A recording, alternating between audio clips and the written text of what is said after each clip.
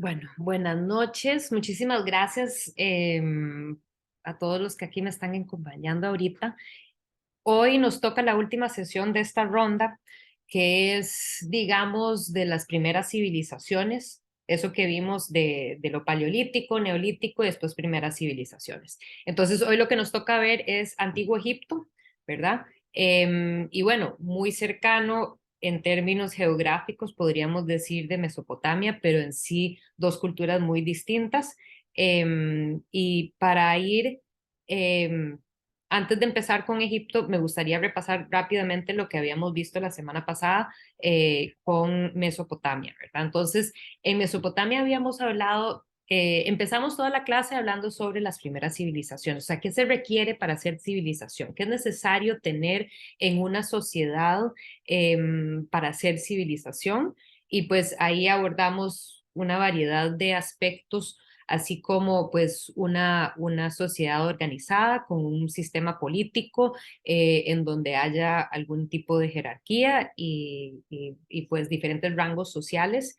Y no solo rangos sociales, sino que como que puestos en la sociedad con poblaciones que van incrementando en tamaño permite que se vayan especializando las carreras, se podría decir, los oficios, y ahí es donde también vemos que la sociedad, en este caso, pues se logra eh, llegar a niveles de sofisticación que no se habían visto antes. Entonces vimos ciudades, pequeñas ciudades, como por ejemplo Jericó o Çatalhöyük en Turquía, pero en este caso estamos hablando de tal vez una capital, una ciudad principal con que tiene dominio sobre un territorio más grande y pues cuáles son los otros cosas, elementos que se requieren también, pues una cultura compartida y una religión compartida. Estas eran sociedades teocráticas en donde entonces el rey también es el líder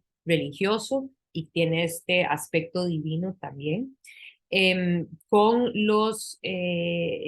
Mesopotamia, la situación allá son varias diferentes civilizaciones o culturas que en sí todas son parte de Mesopotamia, pero, y perdón que no les traje mapa, pero ahí se estaban peleando entre ellos. Entonces, en toda la historia que repasamos, que eran como más o menos unos 2500 años, 2000 años más o menos, bueno, vimos menos, con 1500 años, es primero los sumerios, luego los acadios, luego los babilónicos, luego los asirios, luego vuelven los babilónicos y así fue como una sucesión continua de diferentes entidades que se estaban peleando entre ellos.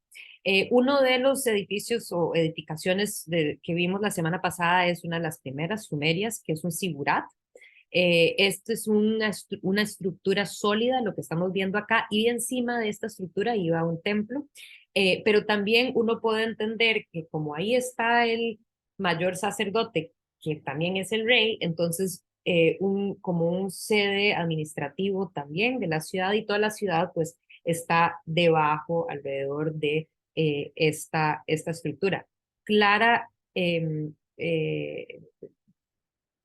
ejemplo de poder, o sea, gente que es capaz de construir algo de este tamaño, claramente tiene pues mucho poder, mucha capacidad organizativa también de la sociedad y mucho orden en ese sentido de la sociedad. Entonces, pues aquí la relación con Dios también, estar más cerca de Dios, elevemos el templo lo más posible, pero también eso permite una visibilidad muy beneficiosa. No solo sobre la población, sino que ya desde lejos viendo a ver quiénes se acercan. Pero esa misma gente que tal vez se acerca o la misma gente que vive en este caso, en la ciudad de Ur, ve ese símbolo de poder constantemente ahí. Es una presencia muy eficaz, un tipo propaganda muy eficaz, porque se ve desde la distancia, se siente el poder y el peso masivo de esta estructura, ¿verdad? Entonces ya estamos en una época, una era de la humanidad en donde ese tipo de señalamientos de poder pues pueden existir.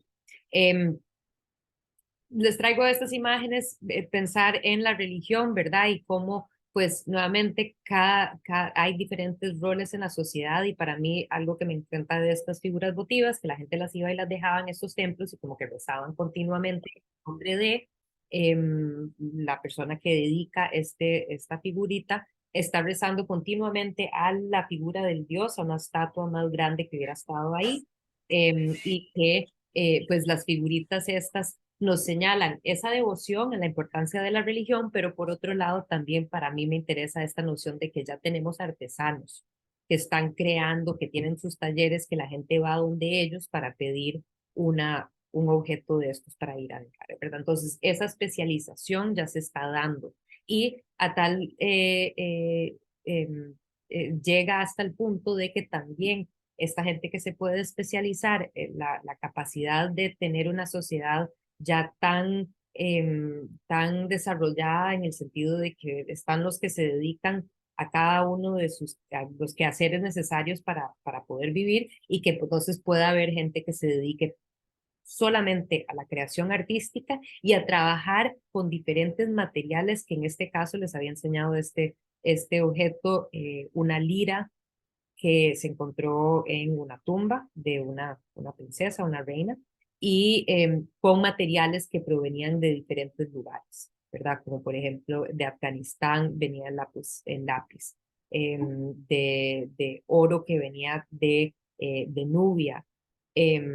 Ahí no estoy segura dónde venía la plata, pero diferentes elementos de concha que están ahí en, ese, en estas escenas que están en estos registros, que son estas figuras zoomorfas, esas conchas venían del sur del Golfo. ¿Verdad? Entonces, nos damos cuenta también de que estos materiales no provienen de allá, entonces no, o sea, poder experimentar con esto implica que ya alguien tiene mucha fe en su capacidad y en la inversión que se tiene que hacer para que usted pueda tener los materiales para poder hacer eso. Entonces, todo ese tipo de cosas ya se pueden hacer. Pero quería nada más terminar pensando en los sumerios, en esta zona donde pues va a haber estos reinados importantes que se atacan entre ellos y estos símbolos, la necesidad de tener estos símbolos de poder asociados con pues el tipo o la manera en que se está liderando una gente. Entonces, este es el retrato de Sargón, probablemente el retrato de Sargón, que fue el primero de los acadios en superar los sumerios. Entonces, la primera gran civilización son los sumerios, llega Sargón con los acadios y logra pues se apodera de toda esa región y eso qué significa, bueno, todos los tributos van para allá, mucha riqueza que está entrando en este caso, los acadios. Aquí quería señalar la diferencia entre los acadios y los babilónicos en el sentido de que vemos con Naram-Sin, que era el nieto de Sargón, una escena que ejemplifica su poder, en este caso en una escena en donde él está tomando preso, digamos, y pues apoderándose de otras personas y que tiene todos sus soldados ahí detrás de él bastante ordenaditos. Y a mano derecha, esta es la escena superior de la estela donde se encuentra el código de Hammurabi, que es básicamente un compendio de muchas leyes que ya se habían redactado. Entonces, no fue que Hammurabi se le ocurrieron todas estas leyes, sino que él agarró todas y como por primera vez se les ocurrió a alguien escribir esto y funcionó casi como un tipo de constitución de los derechos, digamos, de la gente. Que están todos reunidos en esta estela, pero ojo la diferencia, yo mando porque tengo me lo ha brindado este derecho Dios, ¿verdad? En este caso, Hammurabi es el que está a mano izquierda, este es el dios Shemesh, que le está dando pues a él el cetro este del poder, él está en un gesto de orante ante el dios, o sea, Hammurabi está, y también escuchando, ¿verdad? Y es básicamente esta noción de que, bueno, que esto le ha llegado de esta manera. El último ejemplo, estos ya son la segunda vuelta, digamos, de los acadios. Este nuevamente es en el imperio de Sargón, pero ahora estamos hablando de como 1000 años después. Y están, bueno, no tanto, no 1000 años, poco menos, pero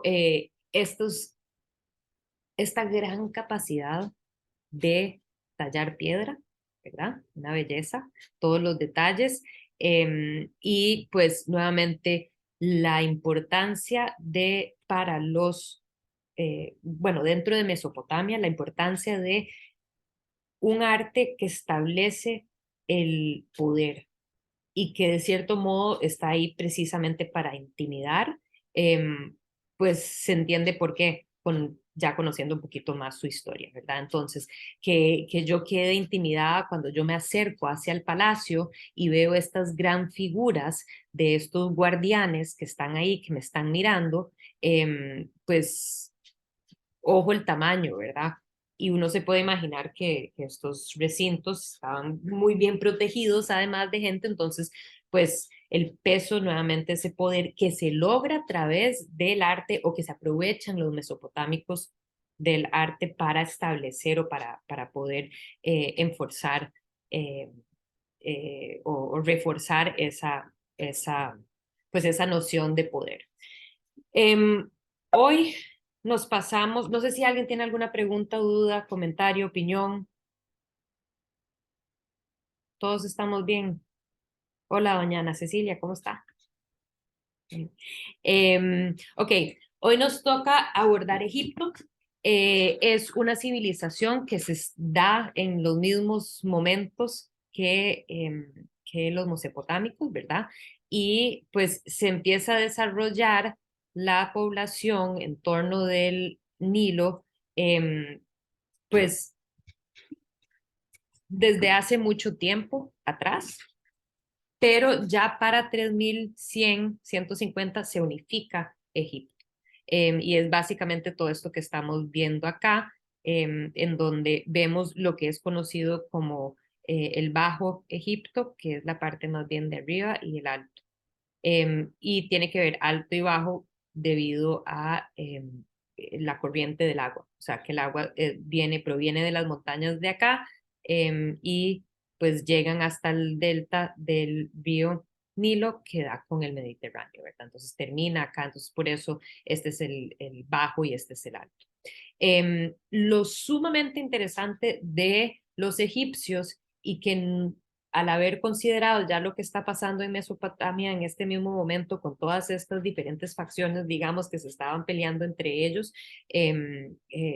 año con año, en el caso de Egipto, pues básicamente se logra mantener una sociedad, una cultura, una civilización básicamente y culturalmente unificada por 3000 años. Es un montón de tiempo. Eh, a uno siempre le dicen cuando estudia historia del arte que estamos nosotros más cercanos a la época de Cleopatra que Cleopatra era a la época de las pirámides. O sea, estamos más nosotros más cerca cuando existió Cleopatra, que fue como la última dentro ya cuando Egipto está muriendo, pero que eso es lo largo que era en existencia esta civilización, que cuando nos ponemos a pensar en eso, o sea, eso es larguísimo, larguísimo. Lo máximo que se ha mantenido, digamos, son 500 años, 600 años en donde vemos eso, pero de 3000 es pues, obviamente un montón. Eh, algunos aspectos que querías como mencionar aquí. Primero, en general se suele hablar de el arte egipcio y bueno, la historia de Egipto en tres grandes periodos, que era el Imperio Antiguo, el Imperio Medio y el Imperio Nuevo.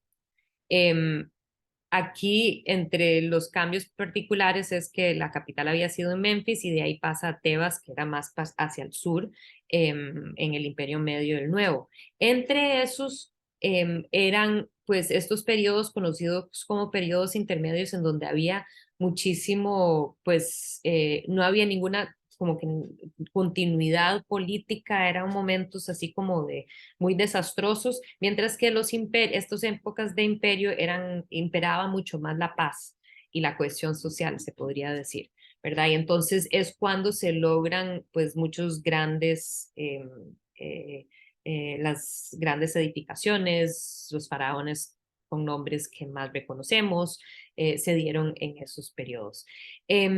Ellos escriben, hay todo un sistema de escritura con jeroglíficos. Los jeroglíficos pueden tener una función fonética y también simbólica, ¿verdad? Entonces, pueden funcionar los jeroglíficos de ambas maneras.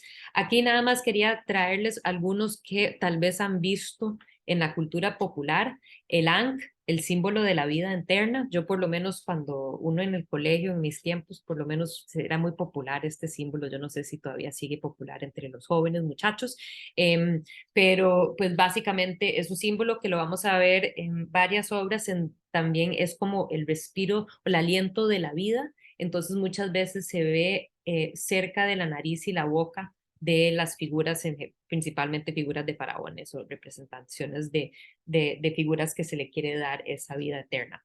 El Weyat, que es este ojo sano de Horus. Horus es el rey de la tierra y fuerza para el bien. Entonces simboliza esta curación, protección.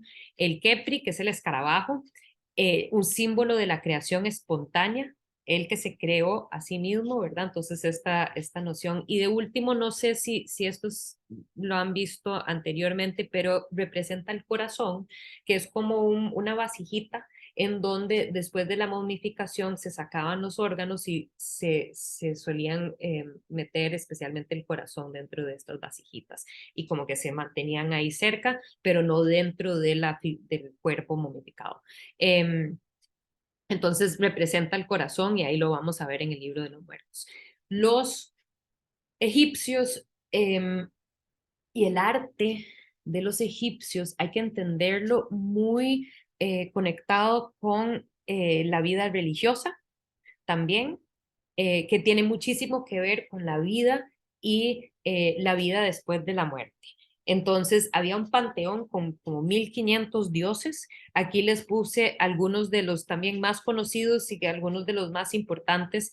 Horus, que es tiene cabeza de halcón y es el dios de la realeza, el del cielo. Él protege a los faraones, ¿verdad? Es el protector de los faraones. Hathor es la señora del cielo, madre y consorta de Horus y de Ra, que es el dios sol, entonces también en el cielo. Pues en ese sentido es la madre y la consorte de los faraones. Los faraones son los reyes, ¿verdad? No necesariamente se utilizaba ese término, ese es un término que usamos hoy en día. Eh, y eran considerados divinos, eran considerados como la representación de los dioses en la tierra, en forma humana. Entonces, eh, a ver, hay muchos reyes que se han considerado que son supuestamente, pues, que provienen o que tienen ciertos poderes, no poderes, pero tienen el derecho brindado a su liderazgo debido por Dios, eh, como un mandato divino, pero en este caso hay que entender que los faraones y aquellos que asumen ese poder son considerados literalmente los dioses caminantes, ¿verdad? Entre nosotros los mortales. Eh, a ver, ¿qué más es importante señalar?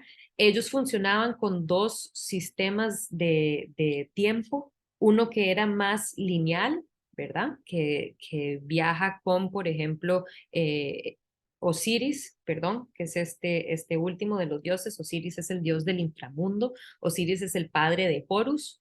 Entonces, si Horus es como no hay uno que sea más grande, pero Osiris es aún más importante. Él tiene esta capacidad de renacer, o sea, esto del renacimiento continuo, pero de la vida esta también eterna. Entonces, esa es deme un segundito, perdón.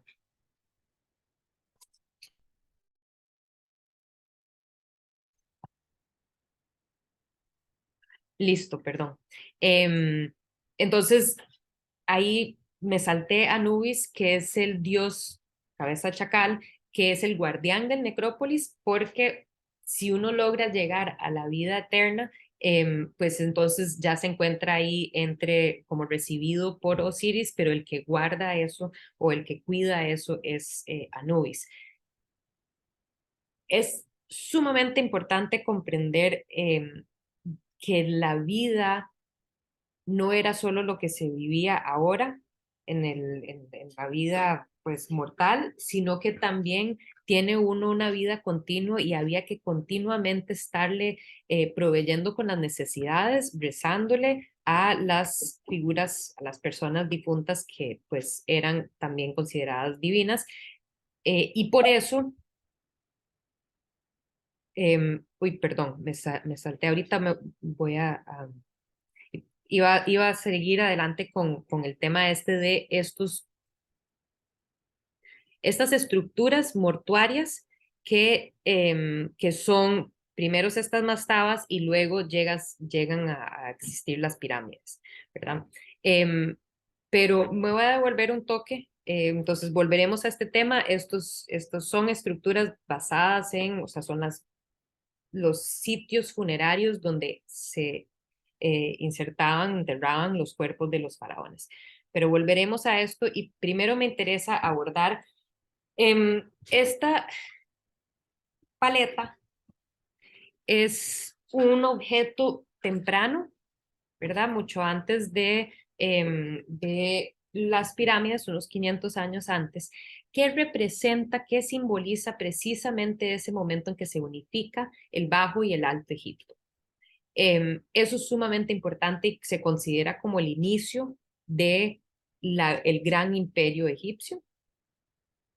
Y aquí podemos ver en esta paleta, que era una paleta ritual, se supone que pues basada en el diseño de estas paletas que se han encontrado, que eran usadas para precisamente lo que es el maquillaje, pero en este caso usaban estos pigmentos negros para protegerse del sol, pero también tenían esta función ritual. Y en este caso, pues se supone que es una paleta de estas, pero probablemente no se usaba para, pues, poner ese maquillaje, pero sí tenía este significado tremendamente importante. Se dividen este es el recto y el verso, ¿verdad? Las dos caras de esta paleta, que están divididos en diferentes registros, ¿verdad? Entonces, así como habíamos visto en Mesopotamia, se utiliza el registro para organizar la lectura. Aquello que está más elevado es más importante. Vemos acá arriba Hathor, la misma Hathor que habíamos visto, que es la diosa madre de los faraones. Aquí es esta cabeza de toro que la vemos representada ahí. Hay este símbolo de cincel y bagre, que entonces se cree que es el jeroglífico que representa el nombre de Narmer, que fue este primer faraón, primer rey que unifica los dos. Entonces aquí podemos entender ese sistema de escritura, ¿verdad? Y de este lado estamos viendo, bueno, Horus, aquí vemos Horus, el halcón que está aquí con esta representación del faraón, claramente el más importante porque es el más grande, entonces vemos esa escala hierática, así como habíamos visto en Mesopotamia. Aquí lo hemos representado igual y vemos que él está venciendo sobre un enemigo, pero es un enemigo importante. ¿Por qué? Porque ojo el tamaño del enemigo. Sí, está caído, pero si él estuviera parado, sería casi de la misma estatura del faraón. Entonces, ahí entendemos que eso representa el poder vencer a un gran enemigo para, en este caso, pues apoderarse de todo. Aquí tenemos la figura de el faraón con la corona del Alto Egipto, ¿verdad? Entonces aquí tiene una de esas coronas y aquí lo vemos nuevamente en este registro de acá arriba al otro lado, en donde es como una marcha militar, en donde aquí viene el faraón con la corona del Bajo Egipto. Entonces ya él anda con esa corona y va pues con sus séquitos y los soldados que lo seguían, que eran obviamente menos importantes que él, y estos todos los capturados y pues decapitados de los enemigos, ¿verdad? Entonces, como él gana, él vence sobre el enemigo, pero es en este momento que se unifica y de ahí pues en adelante empiezan las dinastías de Egipto. No sé si tienen alguna pregunta, alguna duda hasta el momento, algo que les llame la atención.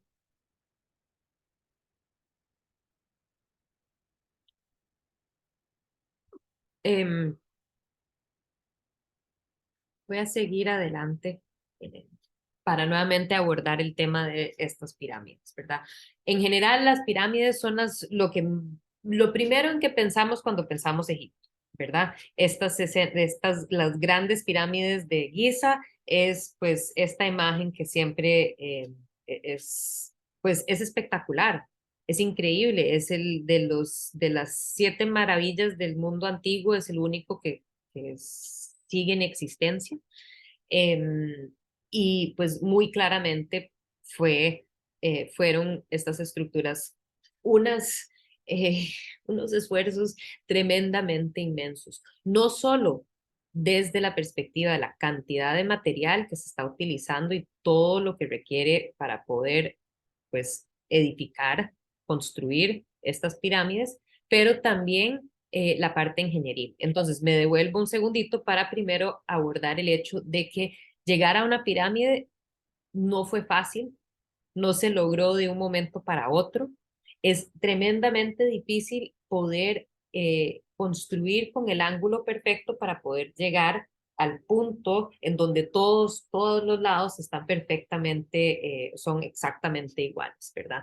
Entonces empieza este deseo por crear cada vez un recinto para el cuerpo de las personas importantes más grande posible. Algo que es interesante es que conocemos el nombre del arquitecto de este es una mastaba y es el paso anterior al llegar a una pirámide, ¿verdad? Entonces, pues este es Djoser, no conocemos exactamente, perdón, en este caso conocemos que esta es la pirámide de Djoser, que fue perdón que eso está en inglés, em, que fue un escribano muy importante y que claramente pues era tan importante que le hicieron una pirámide de este tamaño para sus restos, ¿verdad? Nuevamente, la importancia de tener un lugar eh, eh, donde estuviera lo más protegido el cuerpo posible era lo más importante, ¿verdad? Porque siempre había que tener un lugar para el alma, el K de esa persona, o sea, donde esa persona pudiera recibir, K de esa persona pudiera recibir. Entonces, aquí adentro es donde se han encontrado, pues, sarcófagos y grandes tesoros a través de los años. Pues, la gran mayoría de las cosas han sido huaqueadas, saqueadas de sus sitios, pero ahí se han encontrado algunas cosas. Entonces, Mastaba primero y luego llegamos a las pirámides. Estos son de la cuarta dinastía. Este es padre, no, o sea, este es el abuelo, este es el más grande de las pirámides, aunque parece la segunda, como si fuese Keops, Kefren y Miserino. Más pequeño es el de Miserino, el segundo más pequeño, solo que está más elevado, entonces parece ser más grande, es el o sea, este es el abuelo, el papá y el nieto, que están aquí juntos. Nuevamente, crear estas pirámides se requirió muchísimo, muchísimo, muchísimo trabajo, muchísima fuerza humana para poderlo lograr, tanto en el ir a las canteras a sacar las piedras y darle la forma que se requerían, las piedras, cada uno de los bloques, algunos de la parte inferior pesaban más o menos 50 toneladas. Son 2.300.000 bloques, ese es el de Keops, este es el más grande la más grande de las pirámides, y es una altura que no se logró superar hasta creo que era como 1.200 con una de las catedrales en Europa que sobrepasó la altura de la pirámide. Entonces, muy, muy impresionante. Tenía originalmente una capa de piedra caliza que entonces hubiera hecho que las paredes de esta hubieran sido lisas. Y después en la parte superior, la cima de la pirámide, hubiera visto lo que se conocía como una piramidión, que era un remate probablemente dorado, que entonces hubiera refractado las luces, o sea, los rayos del sol a una distancia increíble, ¿verdad? Entonces, el impacto visual de estas pirámides en su momento debieron haber sido pues tremendamente también espirituales, ¿verdad? Por el impacto, el efecto no solo de lo masivo que son, sino que también, o sea, sublime, me imagino que era algo tremendamente sublime. Haberlo visto en todo su esplendor. Se considera que representan, aquí pueden ver que el de Keops todavía tiene un poco de este remate, entonces pues nos damos una idea de cómo pudo haber sido muy pues lisa la pared, pero normalmente esto es lo que uno ve cuando llega a la pirámide y dice, ojo, qué tan grande es. O sea, ni siquiera uno ve casi la cima de esta estructura.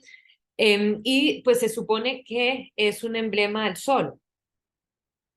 El faraón se liga también con el sol, ¿verdad? Entonces con el dios Ra es parte de toda esta triada que lo cuida al faraón en vida y a donde él se dirige después de su vida mortal para llegar a la vida eterna y ahí está con ellos porque él es divino, es parte de ellos y que entonces esta misma, la forma eh, o sea, estas diagonales hacen referencia a los rayos de sol y a la vez se supone que podría funcionar en ese sentido como una rampa para subir hacia arriba, ¿verdad? Entonces, en términos de la forma y el querer lograr esta forma, pues se entiende.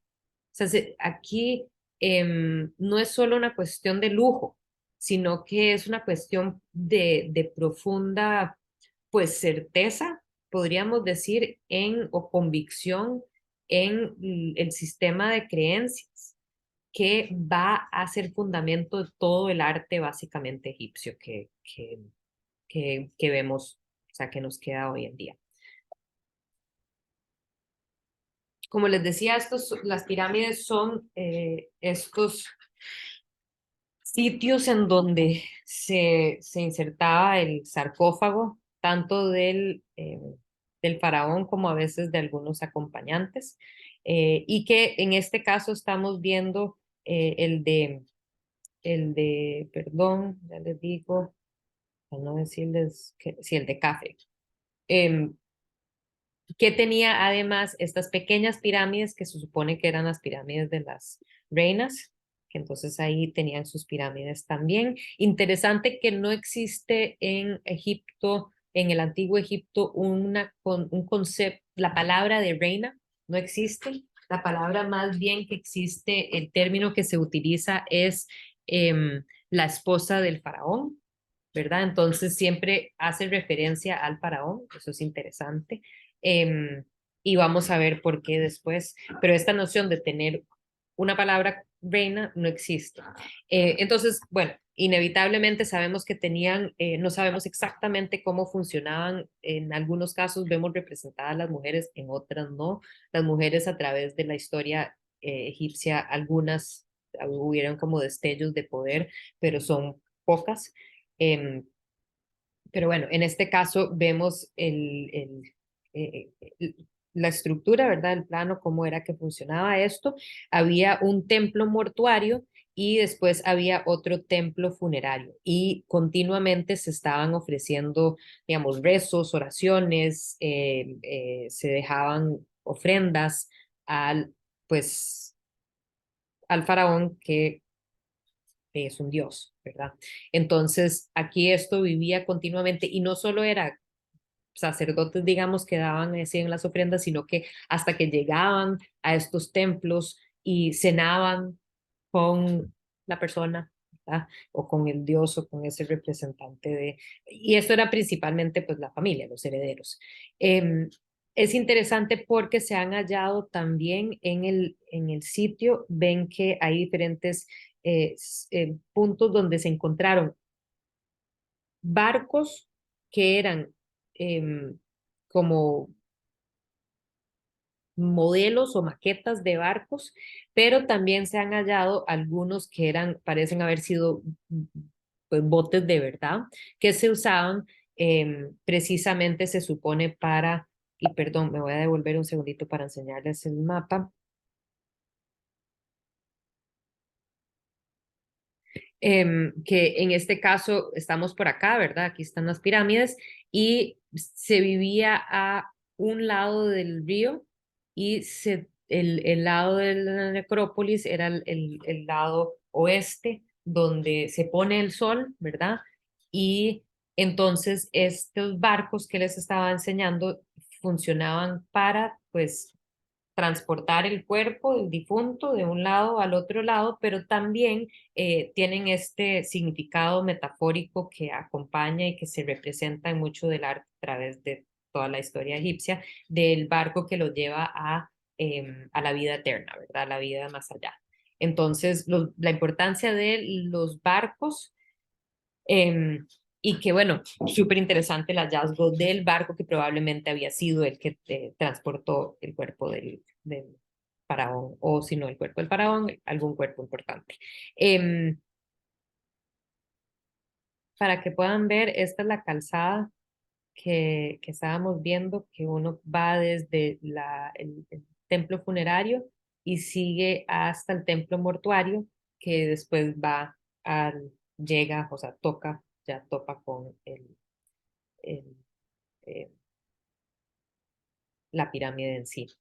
Una última foto que les quería enseñar es esta, y que creo que es importante nosotros siempre tomar conciencia de estas cosas, que es el hecho de que, a ver, uno cuando piensa en las pirámides, es esta la imagen que se le viene a la mente, ¿verdad? Pero es muy interesante ver cómo la ciudad en sí, los suburbios de Cairo, que es Giza hay suburbios en Giza y vemos cómo aquí este es un campo de golf que está ahí nomasito, ¿verdad? Y toda la contaminación de la ciudad claramente está teniendo, y bueno, toda la visitación y las carreteras y los caminos y todo el asunto de nuestra vida en el siglo XXI definitivamente está teniendo un impacto en el bienestar, podríamos decir, de estos elementos de patrimonio. Entonces, pues nada más hay que tener presente siempre lo difícil que es mantener, salvaguardar el patrimonio y que a veces hay patrimonio que ha estado casi en perfecto estado por miles y miles y miles de años y no es hasta los últimos 100, 200 años con la modernización del mundo y la industrialización y las grandes booms de poblaciones que pues enfrentan muchos de estos sitios tremendos retos para el futuro, ¿verdad? Ejemplo es este, ejemplo es Machu Picchu, ¿verdad? Y pues es parte de la realidad en que estamos viviendo, pero creo que siempre es importante tomar conciencia de eso, ¿verdad?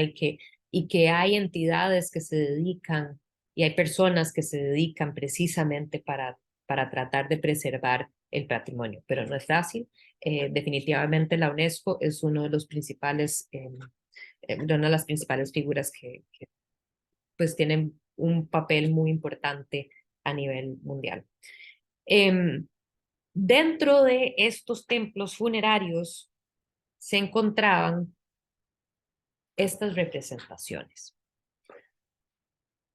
Para algunos, tal vez, cuando se piensa en Egipto, piensan en estas formas muy sólidas, estas estatuas, estas esculturas muy rígidas, se suelen sentir muy rígidas, muy sólidas, pero muy fuertes también, imponentes pues, su presencia. Hay que tener en cuenta que no se supone, o sea, no, estas no eran creadas para nuestros ojos.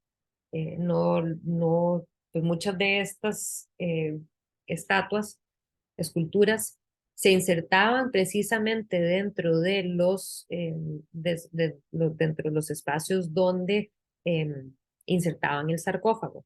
¿Por qué? Porque era un lugar en donde podía residir, donde podría vivir el Ka. Entonces, aquí traigo algunos de los elementos que son importantes, digamos, corporales, de alma, de espíritu, dentro del pensar de los egipcios. Y entonces estaba el Yat, que era el cuerpo físico. Luego está el Saú, que es ese espíritu que uno tiene en vida, el que obtiene cierto grado de conocimiento, poder, gloria, o sea, esa capacidad interna que tuvo alguien durante su vida. Luego está el Ka. El Ka es conocido como la fuerza vital, alma sostenida y que continuamente tiene que ser sostenida por bebida y alimento. El Ka no se va. Si a uno le dan vida eterna, entonces el Ka está para siempre. Y es importante que ese Ka tenga un lugar donde pueda vivir, donde pueda estar. Entonces, por ende, la importancia de la momificación. Los egipcios lo tenían muy presente, querían mantener el cuerpo físico en buen estado lo más posible, o sea, y por ende, el proceso de momificación. Luego, en muchos casos, múltiples sarcófagos, uno dentro de otro, tumbas no, ¿cómo se dice esto? Eh, ¿En qué se mete el cuerpo? Los cuerpos se meten alguien ayúdeme. Eh, Ataúd. Ataúdes. Ataúd, sí. Entonces, imagínense como múltiples ataúdes, uno dentro del otro, de diferentes materiales súper fuertes, sarcófagos de piedra muy, pues, dura, ¿verdad? Y entonces todo con el fin de proteger el cuerpo, pero cuando ya ese cuerpo no iba a estar, le meten también estas representaciones en donde vemos cuerpos súper idealizados y sin embargo, pues una cara en donde vemos las facciones muy específicas de la persona, ¿verdad? Entonces, claramente un retrato idealizado, obviamente este cuerpo pues en perfecto estado, claramente a los egipcios les encanta lo geométrico, ¿verdad? Entonces vemos fuertes formas geométricas de triángulo, digamos acá, estos son como estos grandes cilindros, hay esta noción muy de balance, de una búsqueda de una proporción idealizada también, se basaban en diferentes algoritmos matemáticos eh, para lograr toda la proporción del cuerpo. Funcionaba con, ahí veremos cuando lleguemos a Grecia, que eran cierta cantidad de cabezas, primero 7 y luego 8. Con los egipcios, entre las diferentes medidas que se les tomaban eran del puño, entonces se suponía que uno tiene la altura de, creo que son 18 puños, y ahí era pues sucesivamente las diferentes partes del cuerpo. Entonces, había que darle una, un aspecto ideal, precisamente para que el K, cuando necesitara ese lugar para residir, tuviera el mejor lugar para residir, ¿verdad? Entonces, esa idealización no es tanto, no hay que pensarlo como que, uff, ese maestro sí que se creía, ¿verdad? No, no es eso, sino que es la función que tiene este arte, ¿verdad? Hoy en día le decimos arte, pero es más bien son objetos de toda la vida religiosa y todo el sistema pues, de creencia de cómo es que funcionaban las cosas, el por qué se dan estos objetos. A ver, me encantaría escucharles su análisis de esta obra. Se llama Miserino y su reina.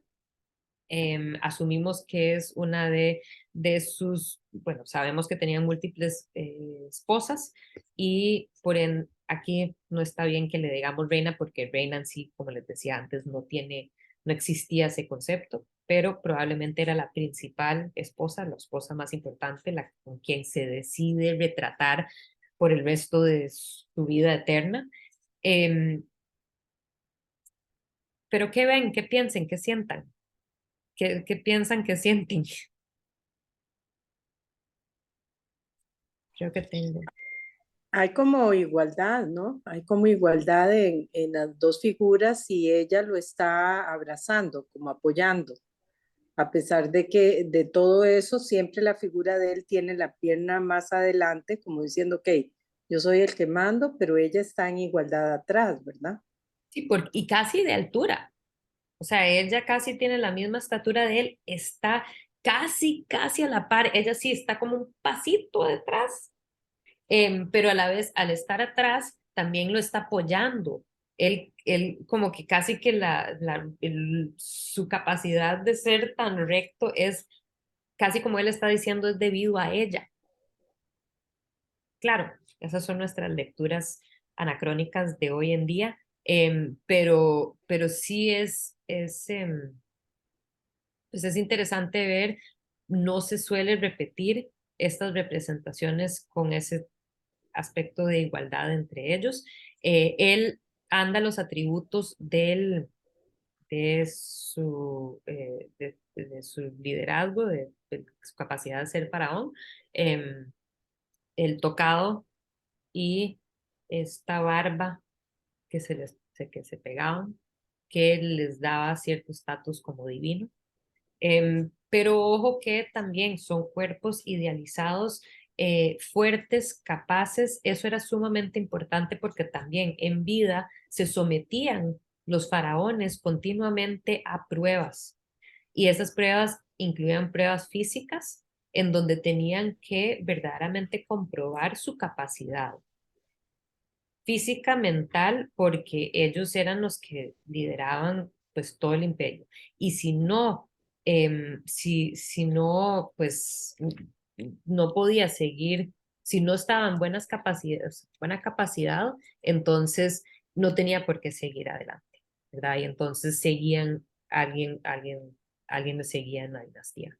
Entonces, interesante considerar que nuevamente es esta necesidad de buscar, em, eh, pues es cierto tipo de perfección, pero es una perfección que va muy de la mano de la concepción que tenían los egipcios o su cosmovisión, que era precisamente que originalmente había caos y que después llegaron los egipcios y que pusieron orden y que entonces todo tiene que ver con este orden que es importante para mantener pues a los dioses felices, es importante para mantener el ciclo de vida que me les había mencionado anteriormente que había dos maneras, como que dos tiempos que se pensaban de dos maneras o dos tiempos, uno lineal que era el de Osiris y uno que es el de Ra que es cíclico, ¿verdad? Y que bueno, va de la mano también con los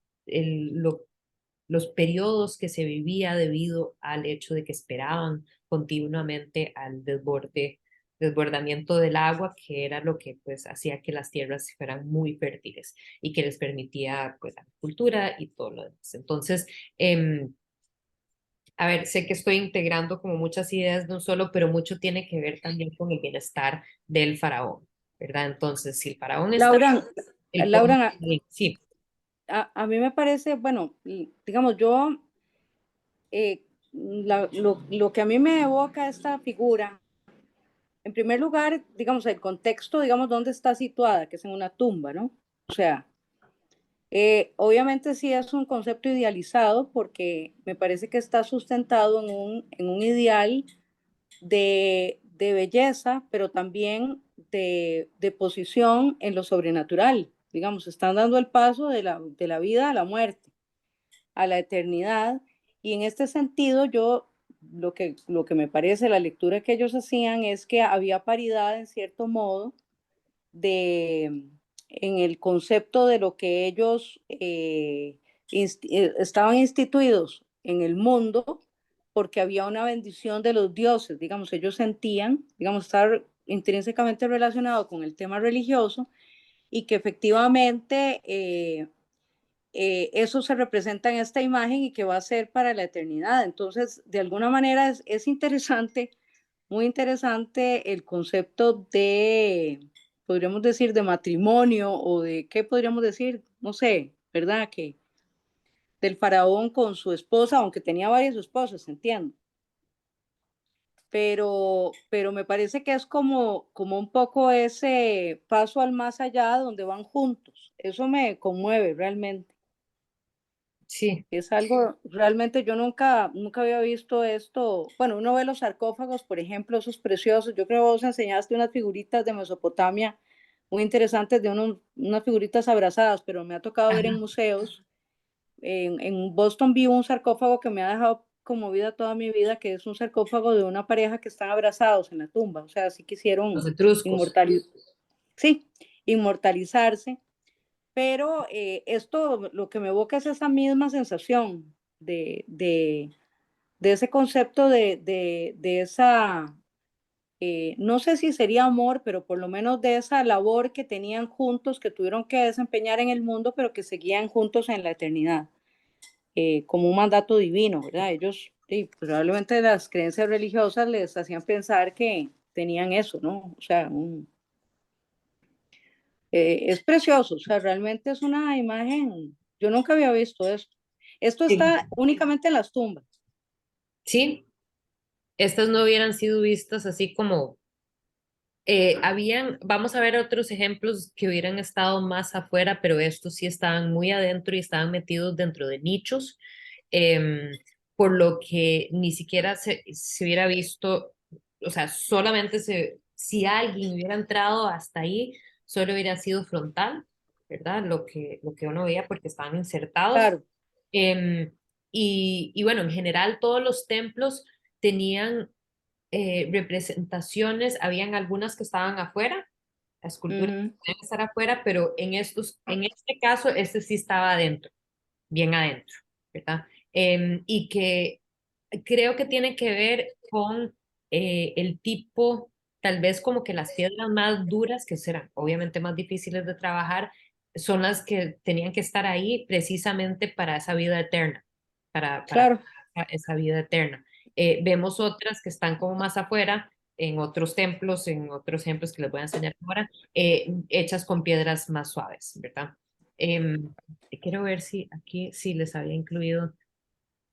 Em, no están aquí con nosotros, no nos están mirando a nosotros, no están mirando hacia nuestro mundo, están, Claro, es un tema, digamos, del mundo sobrenatural, es un concepto que estaba intrínsecamente ligado también a la labor que habían cumplido en el mundo y que se le había asignado por los dioses y lo que representaban, ¿verdad? Porque realmente eran sociedades teocráticas, ¿no? O sea, y entonces, de alguna manera, es algo maravilloso, realmente, es, parece una cosa lindísima porque hay una abstracción, ¿no? Hay como un cierto nivel de abstracción ahí leyendo más allá que de la representación en sí misma, que, bueno, y por supuesto el soporte de la mujer que le está dando la fortaleza, el apoyo, ¿verdad? En toda esa misión, interesante, me parece, aunque obviamente, bueno, como ustedes señalaban muy ciertamente, el faraón da un paso adelante, etcétera, ¿verdad? Lógicamente. En el contexto de esas ideas, pues de eso, pero me llama muchísimo la atención, me parece maravilloso. ¿Esto dónde está? En el Cairo, esta imagen. no, creo que está en Boston, sí, en el MF, en el Museum of Fine Arts en Boston. Ujú. Sí, sí, ahí tienen, o sea, nosotros vivimos en Boston y ahí tienen una zona que es exclusiva para, tienen una colección egipcia maravillosa, ¿eh? Sí, Partes de edificios, sí. Entonces, me parece fantástico, realmente maravilloso. Sí, en el contexto de lo que estás explicando, porque uno va al museo y la ve y tal vez si no sabe todo esto que estás contando vos, obviamente pierde ese vínculo.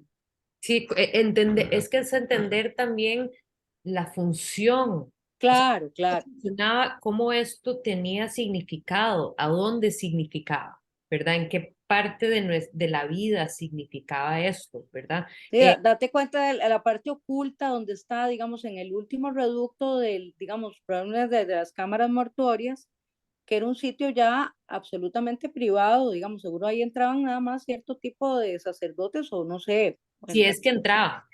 Si es que entraba, claro, porque, y bueno, sí, cada uno de los recintos, o sea, uno tenía que ser más especial. Habían como altares afuera donde se podían hacer ciertas cosas y así sucesivamente, como uno entraba dentro de los diferentes eh, templos mortuarios que vamos a ver, uno tenía que ser como más especial, ¿verdad? O tener esta función de como de sacerdote porque había que continuamente mantener alimentado también esta acá, ¿verdad? Entonces, claro, y había también, literalmente iban y le daban de comer todos los días, ¿verdad? Entonces había que alimentar todos los días al espíritu, este espíritu pues, del difunto.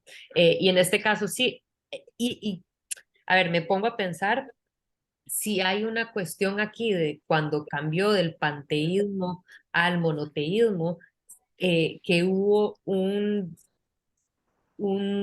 mayor desprecio hacia la mujer, porque por lo menos cuando había un panteón de dioses, ahí habían estas mujeres dioses, las diosas que que tenían claro, función claro, fundamental en el orden de claro, las claro. cosas. Entonces, si así es la concepción del orden de las cosas, entonces, pues se entiende que las mujeres en algunos casos van a ser considerados, pues, importantes Cooperadoras, por lo menos operadoras, cooperadoras aliadas. importantes. No, imagínate cómo será que está siendo representada en un espacio de lo sagrado, que eso ya, ¿verdad? O sea, y tal cual como se vería probablemente, digamos, aunque es una imagen idealizada, pero obviamente está inspirada en las personas de su época, ¿no? O sea, esa es una imagen que entonces Que es son sumamente como los interesante. santos, sí, los labios, las narices, ¿verdad? Son facciones específicas, aunque obviamente pues un momento de juventud, de bienestar, pero Sí, algo claro, porque sí, es un momento donde ya la corrupción del cuerpo ya no existe, sino que, digamos, bueno, aunque ellos tenían toda esta idea de que cierta parte de ellos se conservaba en el mundo, que es el K, ¿verdad? Que decís vos, pero había otra parte que por eso es que les llenaban la cámara mortuoria de un montón de cosas que iban a necesitar en el más allá. O sea, entonces, bueno, muy interesante, me parece realmente fascinante. Yo probablemente estas imágenes las vi, en este momento no lo recuerdo específicamente las vi, pero no, me lamento no haber sabido todo esto, ¿no? y hubieran estado, o sea, hay rastros de pintura que hubieran tenido como una pintura rojiza también, además que Es entonces probable, sí.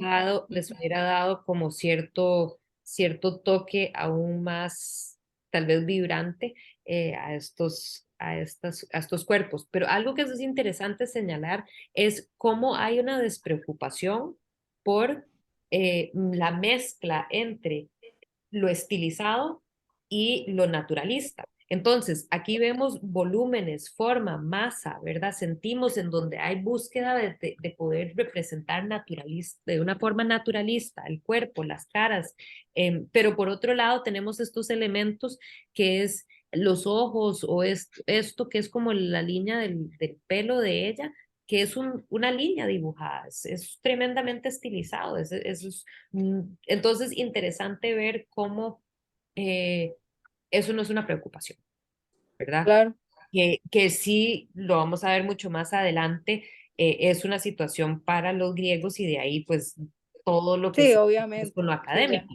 Y hay algo que es muy interesante aquí que muchas veces se ha visto, se ha considerado que es de menor calidad lo egipcio, pero es que no tiene que ver con eso, No, no, no, por porque no es supuesto que esa la no. búsqueda, ¿verdad? No es esa la búsqueda. Exacto, el carácter de representación es lo que lo que la imagen te está diciendo no está pretendiendo otra cosa que lo que es simplemente, o sea, y creo que una persona rigurosa desde el punto de vista científico del arte, eso es lo que tiene que leer ahí, ¿no? O sea, no Exacto. otra cosa, ni una búsqueda de otra cosa que no. Desde el punto de vista de las proporciones, me parece que, como vos decías, pues era gente que tenía un sentido matemático y geométrico de, ¿verdad?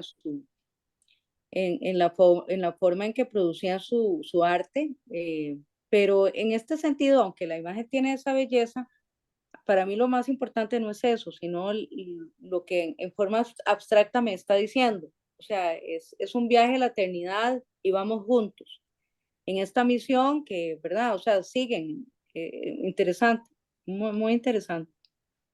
Em, Vamos a seguir adelante para enseñarles otras cosas que son también súper interesantes, como por ejemplo, de la misma época, otro de estos que se asume que era una de estas estatuas, esculturas en donde iba a residir el K, para un escribano, entonces vemos un montón de cosas que son diferentes.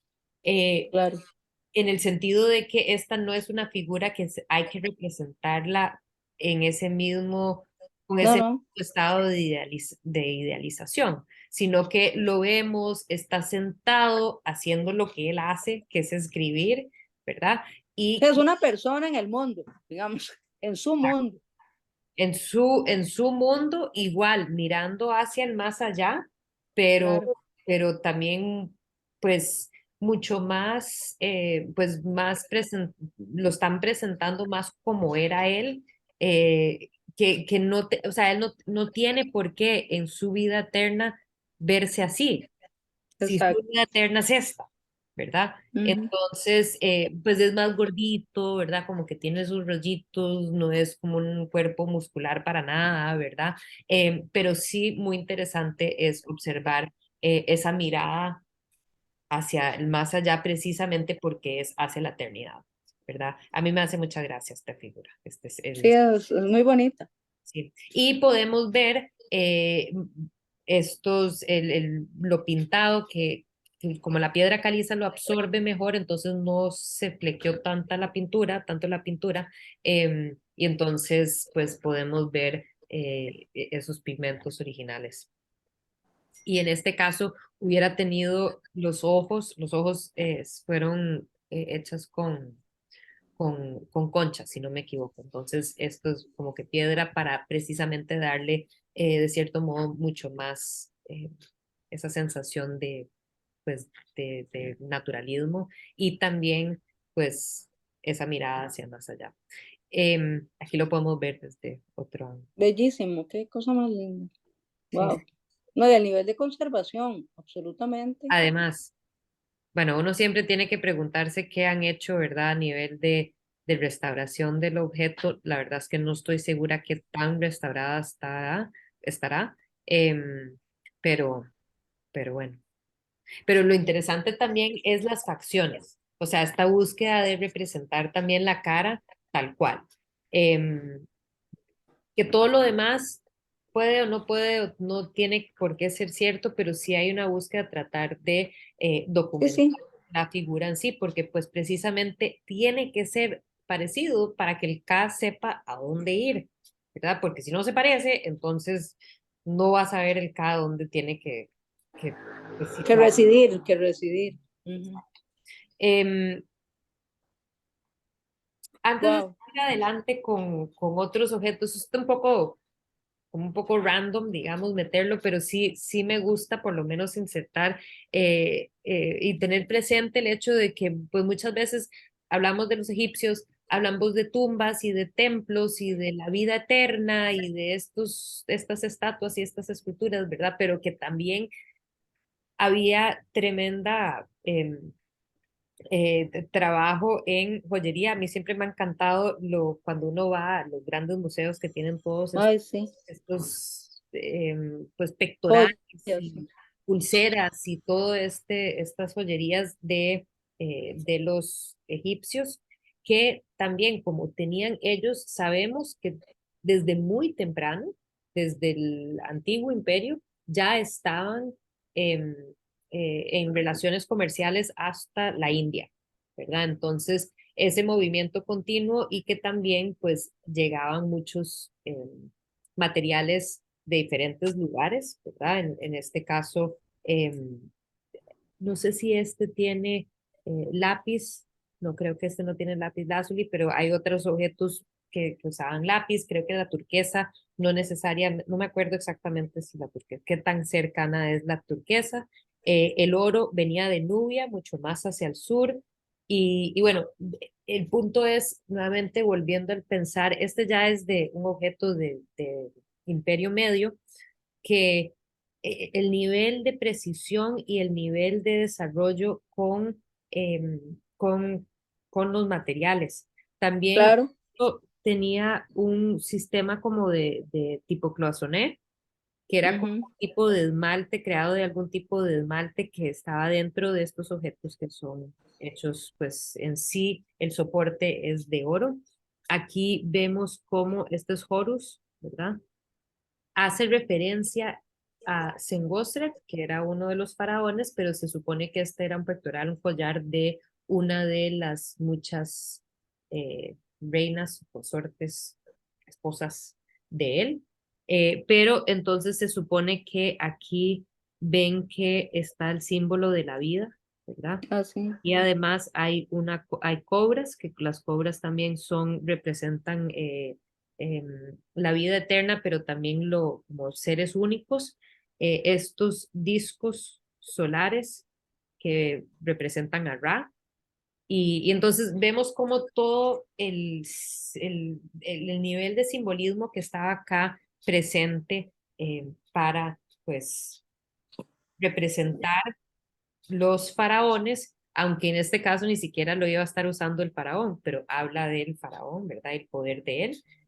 Vemos el escarabajo que les comentaba anteriormente de esta vida espontánea, de la creación espontánea.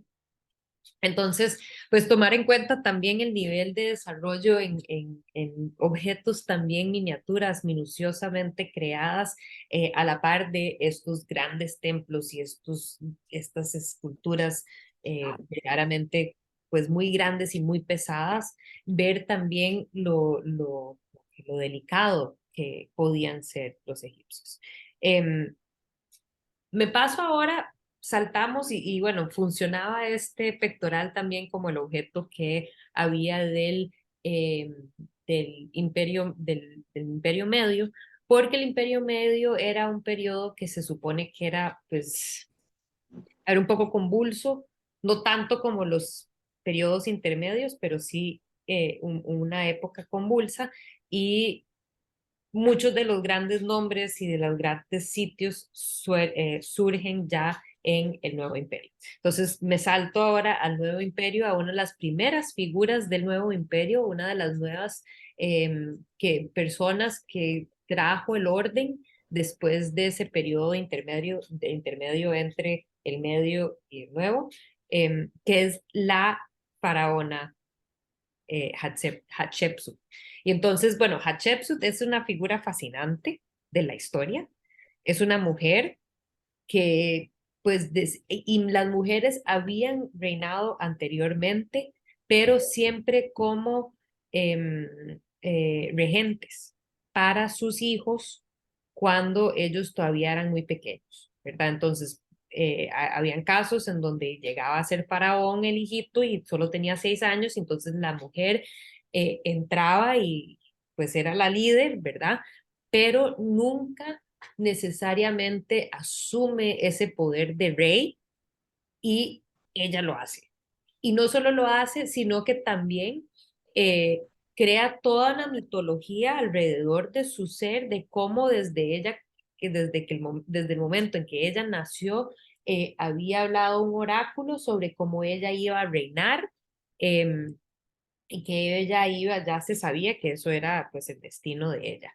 Entonces, muy interesante ver cómo además em, eh, ella es la que abre paso hacia un momento, una época de máximo esplendor de la civilización faraónica. ¿verdad? O sea, ella no es la primera de esta dinastía, pero sí está entre las primeras gobernadoras que logra estabilizar, y acordémonos la importancia del orden, ¿verdad? Que todo lo ordenado, entonces iba a tener a los dioses satisfechos y felices, entonces todo iba a estar bien. Y entonces ella va a crear una gran cantidad de representaciones de ella misma, reinó como por 20 años, y bueno, se representa a ella con todos los atributos de los faraones, y la mayoría de las veces eh, no suele necesariamente enaltecer su feminidad, ¿verdad? Entonces sí vemos en ciertas partes que sí se representa como mujer, ciertas curvas del cuerpo, pero en general pues tiene el tocante, tiene el tocado, perdón, tiene la barba esta pegada, y ella es faraón, ¿verdad? Ella se considera ella misma.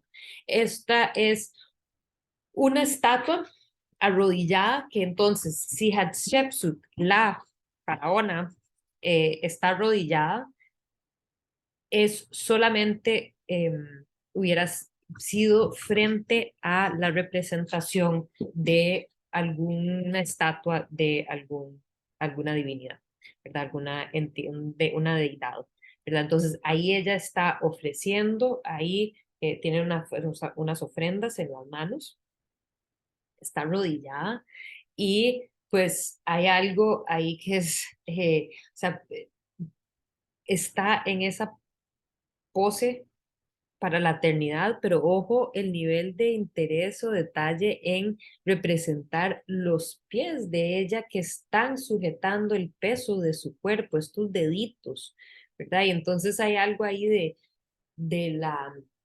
devoción, de la fe que está ahí presente, ¿verdad? En lo que ella está presentando hacia el Dios de este templo que ahorita les voy a decir cuál es. Este es otra figura de las muchas. Se supone que de estas, de ella arrodillada, hay como unas 8 o 10. Se han encontrado como unas 8 o 10. Y hay figuras de ella sentada, figuras de ella parada, que todos se hallaron en su templo mortuario, que ahorita lo vamos a ver. Pero igual aquí la vemos con el tocado, pero también con un collar. La vemos tal vez un poquitito más femenina, tal vez, pero igual hay como ese mismo deseo de representar el cuerpo como geométrico, con los hombros más, digamos, como más anchos. Entonces, nuevamente, una figura que tiene cierto aspecto varonil, ¿verdad? Pero pues entendemos que obviamente era necesario para poder eh, asumir el poder. Tal vez ella lo sentía necesario para poder asumir ese poder en su momento. Este es el famoso templo funerario de ella, de Hatshepsut, que ella mandó hacer, y todos los templos mortuarios, sea una pirámide o esta o los otros, no, los otros son templos que vamos a ver, pero específicamente templos funerarios se mandan a hacer en vida, ¿verdad? Entonces los mismos faraones mandaban a hacer eso, y tenía que básicamente estar listos para ellos cuando morían, ¿verdad? Y ella manda a hacer su templo metido dentro la pared de piedra de este sitio, del Deir al-Bahri. Aquí pueden ver lo majestuoso que es. O sea, es algo sumamente impresionante. Se supone que pues en la entrada, o sea, muchas de estas figuras estas que hemos visto, este tipo de figuras de ella parada o sentada, hubieran estado aquí como a través del camino cuando uno ingresaba, y nuevamente pues los recintos más internos eran para personas más importantes, o sacerdotes más importantes en su momento, y afuera era que se llevaban a cabo ciertas procesiones. En los templos solían tener adentro ahorita no, perdón que no tengo el dato, si me aparece acá.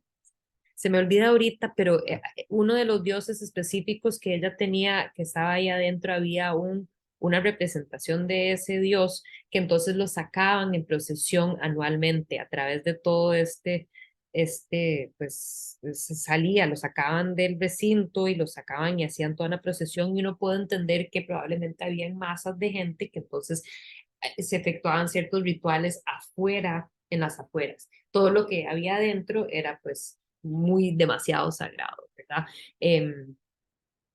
Pero es una cosa impresionante ver cómo literalmente lo cavaron dentro de la piedra, de la montaña de piedra. Aquí lo pueden ver más de cerca.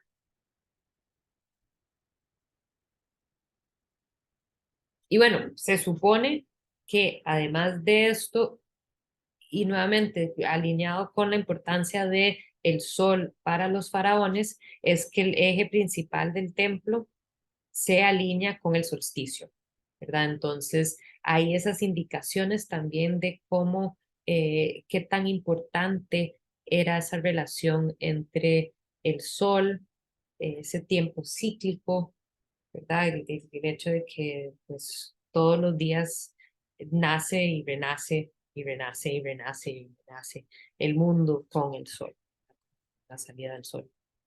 Entonces, bueno, una figura sumamente interesante que eventualmente se supone que su hijo se ha dicho que, bueno, no sabemos las causas de muerte, pero que tal vez algo tiene que ver como con que la mandaron a matar y que supuestamente no han quedado tantísimas representaciones, pero sí tenemos algunas de ella porque los siguientes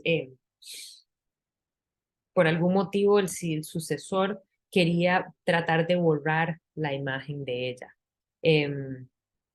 Entonces, bueno, uno nunca sabe exactamente cuáles fueron las intenciones, pero muchas de las figuras, estas están intactas, pero hay muchas figuras de ella donde ella está como desfigurada y hay muchas que estaban pues por completo también quebradas, como vemos esta, que la tuvieron que volver a armar, ¿verdad? Y que se cree que eso fue algo que fue hecho a propósito.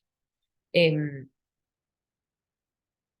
pero lo importante es también tener presente que Hatshepsut estuvo entre las figuras importantes del nuevo imperio que querían restablecer cierto orden que se había perdido en el pasado. Entonces, qué interesante ver cómo ella, con su rigidez y como ella misma se inserta y se considera faraón, ¿verdad? Y con todos los atributos del faraón, eso ayudó a encaminar también el, pues, el imperio en su momento.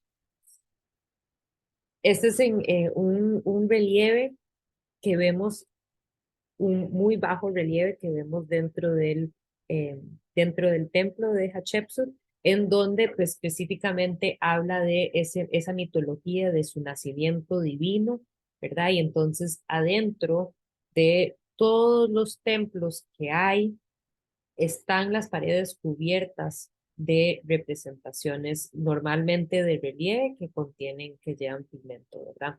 Y que van acompañados de todo el sistema de jeroglíficos y que tiene todo un montón de significado en sí. Aquí vemos la figura de Faraón con Horus que está dando pues la vida y el poder y aquí pues esta ofrenda al dios.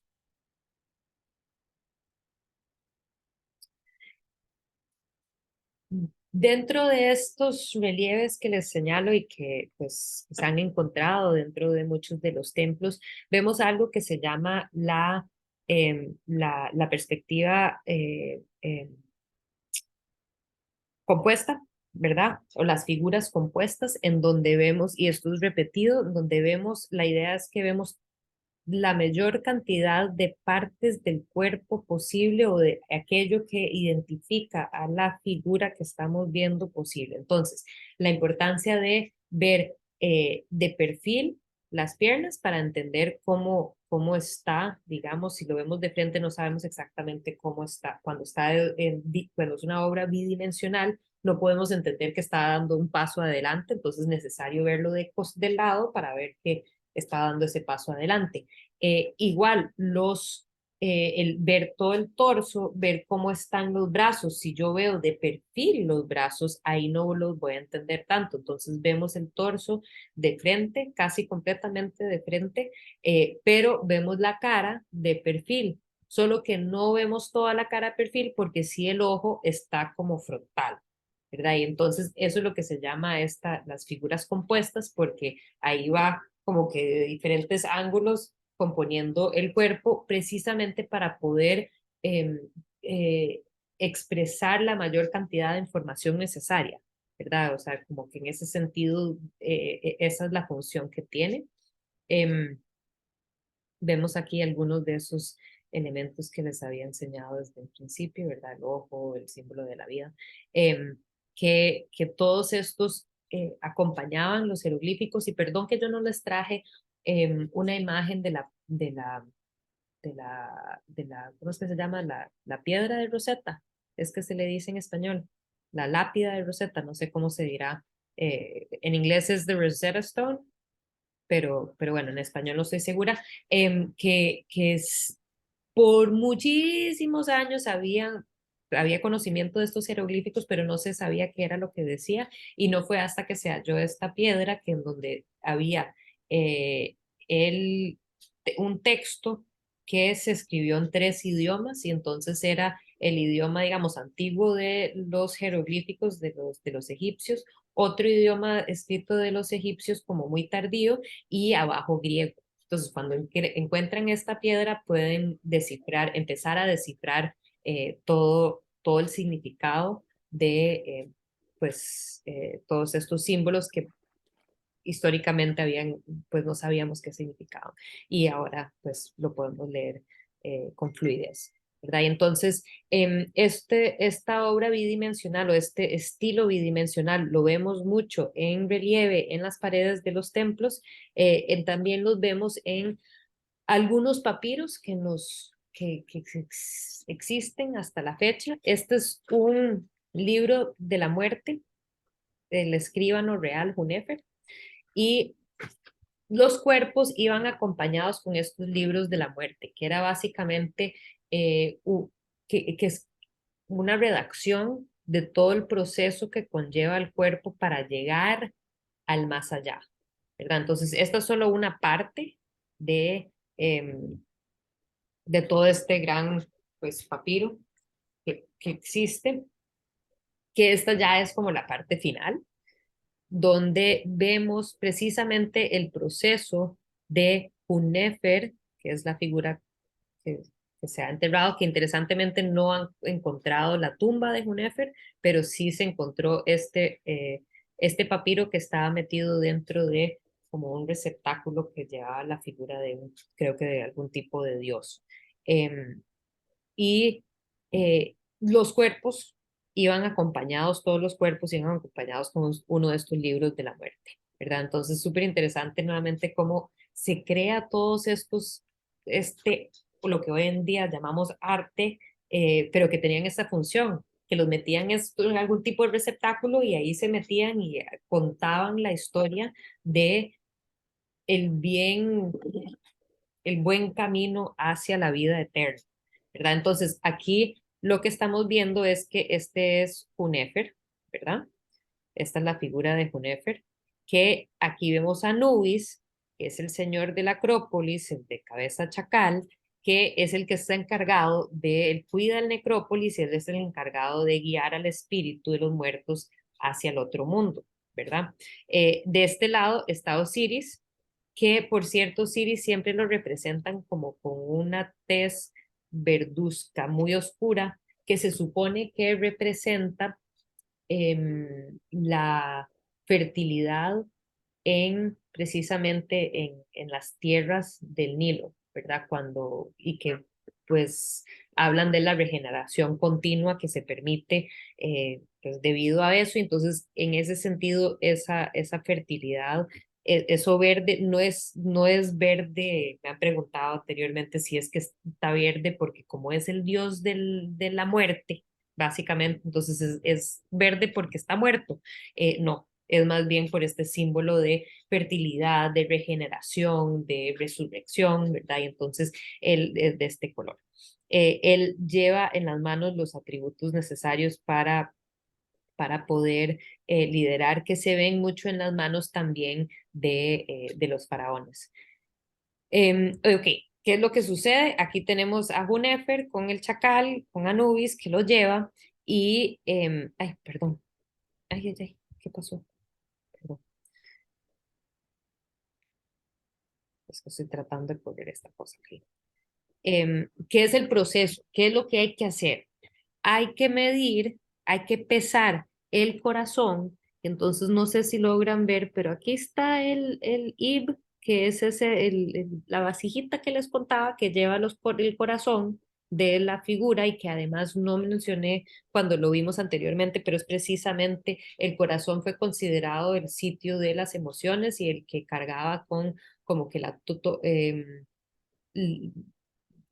toda la toma de decisiones que hizo y que lo que hace que una persona sea buena o mala en su vida, eso reside en el corazón. Y entonces aquí lo están pesando contra esto que es la pluma de el mat, que es la pluma de la verdad. Entonces, mat, este concepto que representado por esta plumita, es la pluma de la verdad, pero es todo esto que hablaba yo anteriormente del orden, ¿verdad? Este orden cósmico, la manera en que deberían de ser y estar las cosas. Y entonces, si el corazón pesara más que eso, implicaría que es malo, pero como es más ligero, entonces pasa. Queda este Amit, que es como una figura ahí mitológica, cocodrilo, león, hipopótamo, que es el encargado de devorar las malas almas. Él se queda mirando, ¿verdad? Y aquí vemos a Tot, que es el dios de la sabiduría, de la escritura, de la música, de los conjuros y los hechizos, que él está básicamente escribiendo, o sea, permitiendo que siga adelante en su camino. Y aquí vemos a Horus, que presenta a la figura de Junefer a su padre, que es Osiris, ¿verdad? Entonces pasó todo el proceso, por dicha. Aquí tienes la vida, el símbolo de la vida eterna y le está dando el paso al más allá. Osiris está acompañada por dos diosas que son entre las diosas que son las esposas de Osiris. Una de ellas es Isis, la otra ahorita no me acuerdo cómo es que se llama. Y aquí arriba volvemos a ver Junefer, y aquí Junefer está en posición como de oración ante todo el panteón de dioses que se encuentran aquí, ¿verdad? Que como les decía son 1500 dioses, entonces pues aquí vemos al puro principio a Horus con el elemento de Ra o de Sol, esta que probablemente es como una figura del faraón al que le servía este escribano, y aquí todo pues una serie de otros dioses al que él estaba orando. Preguntas, comentarios, dudas, ¿cómo están? Déjame un segundito nada más para ver. Ay, no, el celular. Nada más quisiera ver la hora. Segundo. Ay, ya son las 7:30 y nadie me dijo. Em, Voy a robármeles unos 5 minutitos más para terminar rápidamente aquí con esto de Egipto. ¿Están bien? ¿Aguantan? Estoy bien. Ok. Sí, no, súper interesante. Sí, Ok. súper bien. Ok, entonces, a ver, algo que es fascinante, pero así como increíblemente fascinante, porque es como el único lugar o el único momento históricamente que se ha logrado, es con los egipcios, de que hubo una continuidad de estilo que se mantiene a través de 3000 años. En esos 3000 años, solo en un momento tremendamente corto de 17 años, se establece un estilo diferente y que a nosotros los historiadores de arte nos fascina estudiarlo precisamente porque es una cuestión muy extraña, verdaderamente, por todo lo que representa lo que se conoce como el estilo Amarna, y que es el reinado del faraón originalmente llamado Amenhotep, que es el nombre que, con lo cual, o sea, o sea, el nombre que le ponen que significaba en sí, Amun está satisfecho, ¿verdad? El dios Amun está satisfecho, pero él se cambia el nombre a Akenatón, que significa en sí efectivo o que le hace feliz a Aten, porque decida Amenhotep, Akenatón, cambiar todo el asunto.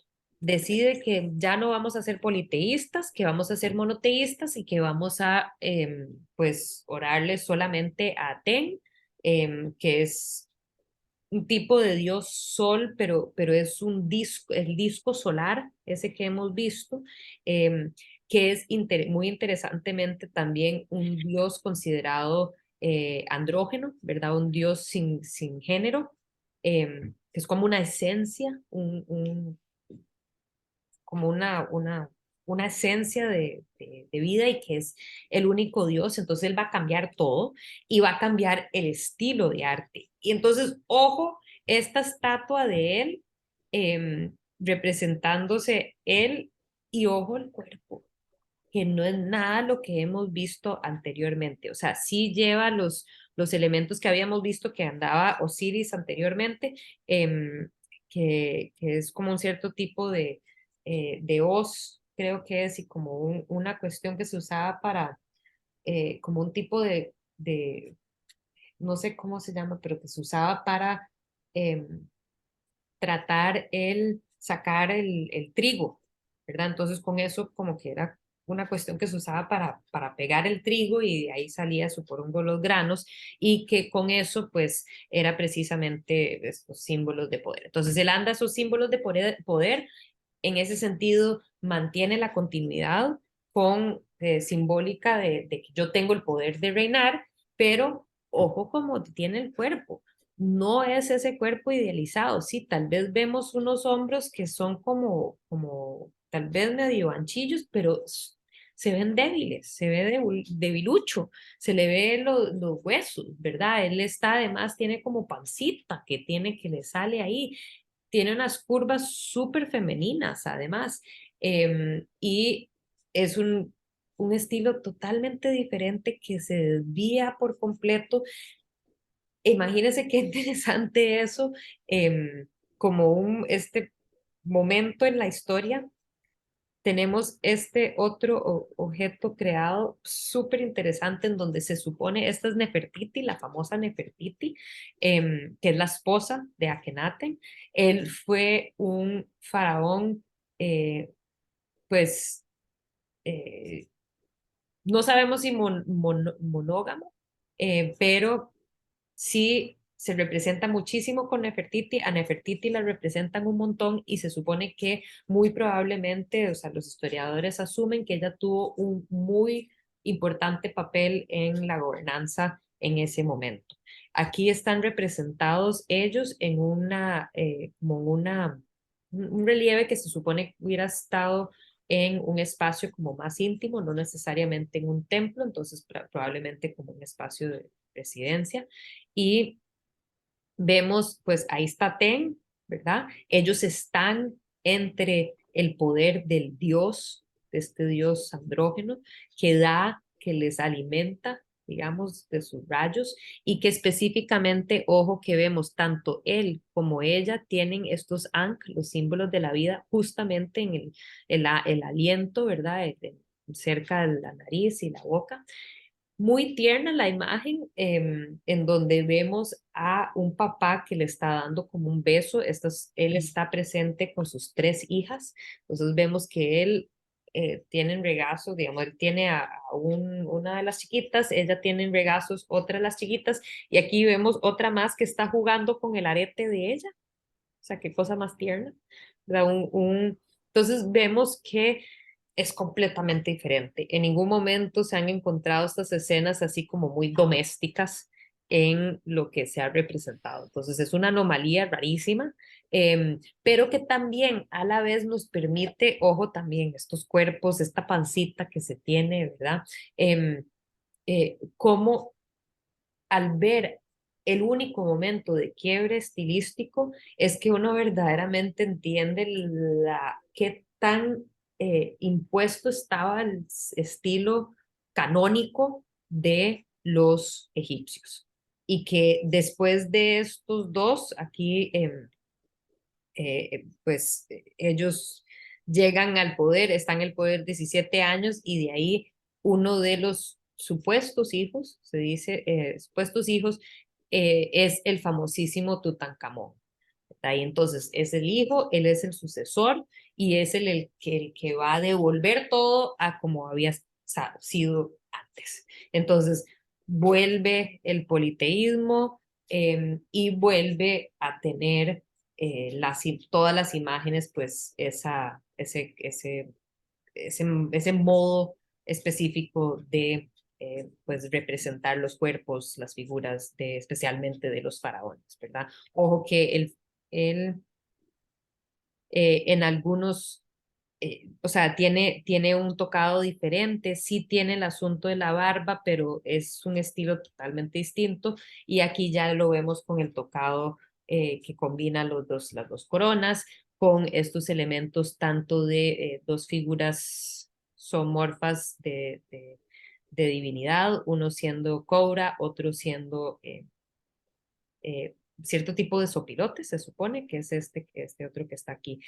Esta es esta máscara funeraria, todo el montón de elementos que se encontraron dentro de la tumba de Tutankamón han dado a entender la riqueza del cual nos hemos privado, digamos, de que muchísimo a través de la historia ha sido saqueado de las tumbas, de las pirámides, y pues obviamente había mucho más interés en tener el oro de muchos de los objetos. Este era esta era la máscara funeraria y el cuerpo, o sea, que se sentaba justo encima del cuerpo momificado y tenía tres sarcófagos por fuera. El primero era de oro completo y dos posteriores que fueron pues de piedra. Me paso a nada más enseñarles muy rápidamente dos templos súper importantes que este es el de Abu Simbel, muy impactante. Vemos nuevamente cómo continúa la frontalidad, la simetría de los cuerpos, estas figuras todas estas son representaciones de Ramses, en este caso el faraón del momento.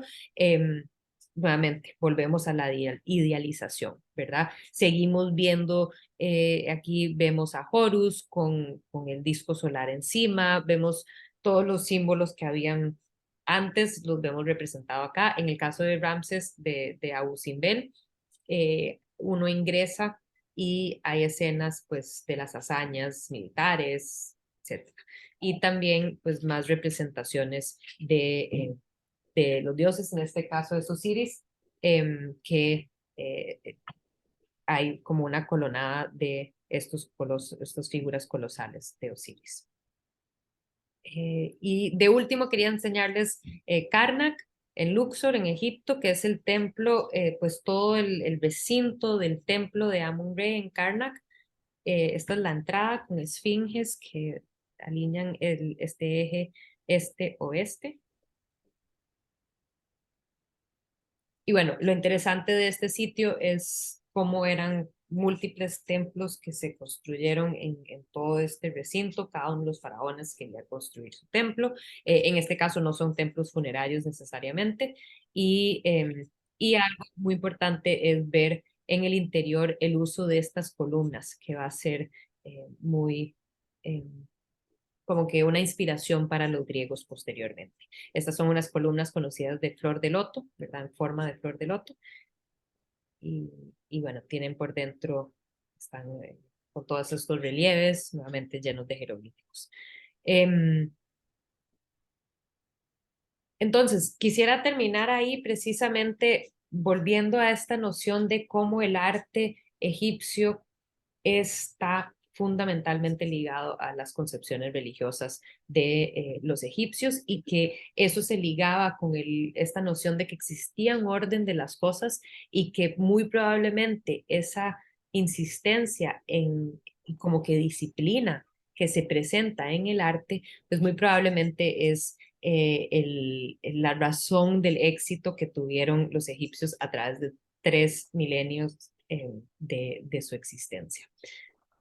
Voy a dejar de grabar. Muchísimas gracias. Con esta terminamos las primeras civilizaciones y ya entraríamos en el siguiente rubro de este curso, que vamos a empezar a tocar lo que es la antigüedad clásica, o sea, empezando con las tempranas manifestaciones en la región griega y después viendo lo de antigua Grecia. Así que les agradezco muchísimo por acompañarme hasta ahora. No sé si